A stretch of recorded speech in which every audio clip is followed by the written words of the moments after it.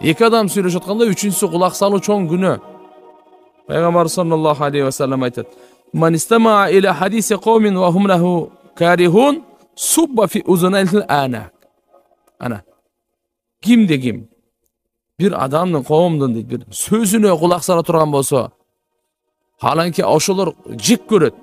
Mesela екеуі сөйлесіп жатабыз, üçüncünün ұққаны biz екеуіміз жек көреміз.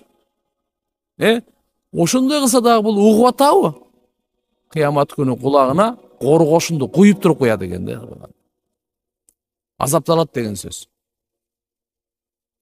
Демек мынал жерде туугандар, өткөндө дагы айттык эле, бирөөнүн телефонун алып, уруксатсыз аны ачып, колдонуп же көрүп, bunun бардыгы тыюу салынган арам маселелерден.